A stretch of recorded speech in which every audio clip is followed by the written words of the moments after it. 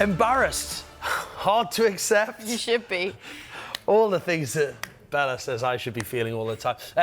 This is all about Ruben Amorim, of course, and he's losing the feeling of being a massive club at Manchester United. Some of the quotes here that Amorim's been saying after another Premier League defeat for Manchester United. Yeah, and the head coach has suggested that he could leave the club if things don't improve following their 2-0 defeat to West Ham at Old Trafford, which has left them 16th in the table. We have to do so much better, and for me the biggest concern is that feeling that is okay. And we cannot change our position so much, so it's okay. And that is the biggest problem in our club in this moment, because we are losing the feeling of we are a massive club and it is the end of the world to lose a game at home. So I think that is the biggest concern in our club. Well, it's been a season of unwanted records for Manchester United, and yesterday's defeat, I'm afraid, has only added to the CV of bad stuff. Yeah, 9 home league defeats is now their joint most in a season, most for over 60 years, whilst they're also joint on the longest winless run in the Premier League. That's right, and on top of that, they've now gone 1-0 down 12 times at home this season and have failed to score in 14 league matches. Always supposed to feel a manager of Manchester United in that position, embarrassed, and it's hard to accept. And I think everybody has to think seriously about a lot of things here. So everybody is thinking about the final. The final is not the issue in this moment in our club. We have bigger things to think, and we have to change a lot of things in the end of the season. We heard Amorim's reference to the Europa League final there, and winning that is the only way that Manchester United can qualify for Europe next season. But the head coach isn't actually sure whether qualifying for the Champions League would be a good thing. We are showing that in the end of this season that we are not playing Premier League and Champions League for us is the moon. So we need to know that, and so I'm not concerned about the final. They will be focused, and I don't know what is best, if he's playing Champions League or not. So let's think about Chelsea to improve a lot of things.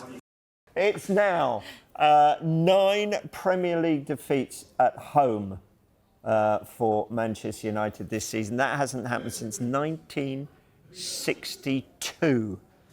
Amorim says he might have to leave if the poor form continues. What do you think? Well, it's a good stat from you, not a good stat for Manchester United, is it? You know, it's been an awful season for them in the league. They know that. I think he knew that when he was coming in, that it was going to be tough because he wanted to change the way that Manchester United were playing mid-season. Did he have the players to play that way? The focus has clearly been on the Europa League and trying to get themselves into the Champions League, which you feel is a must for them. It's also a must for Tottenham. But if they want to then go and bring in the players that he wants to bring in, you need that financial reward of getting into the Champions League. So that's clearly his focus. Again, he rotated players. Again, there was no real rhythm to the play, and that has been a problem. We've said, well, we've seen some of the younger players come through. He's given them experience. But from the league perspective, it's been awful. You just don't expect to see Manchester United in the position that they're in. No. Can you explain the anomaly between Europe and Premier League? Yeah, quality. The differences in quality of the teams that they're playing. I think European nights are always special under the lights anyway, so there is a change in atmosphere which changes the way that the players, when they warm up, the feel of the ground and the expectation, but it's the quality of the teams that they've gone up against. The Premier League's unforgiving. So the Europa League has suffered as a competition because there's now no drop-off from the Champions League. Yeah, I think so. Yeah, I'd say so. I think that's part and parcel of it. I don't think I've watched a lot of the teams. I watched Bilbao the other night and I thought, my God, these are awful. They're such a poor team. And you talk about La Liga being a competitive league, and I'm thinking it is a competitive league, but is it as good as people are making out to be?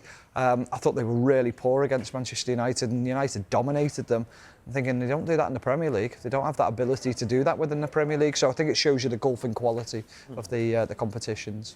Lenny Yoro, that injury to him with the Europa League final coming up, how big a blow could that be? It is, with all, obviously, the other defensive injuries as well, and the fact I thought he played well against athletic club. He's obviously got that recovery pace that may be needed. He's got that ability to bring the ball out. You can see 1v1 defending he enjoys doing. So, yeah, it's a big loss, and clearly he's rotated his players to try and keep them fit and available for that final, because that is his main focus. So to then see one of your players that would be starting is a real blow. And, yeah, you can see Amorim's gutted about that.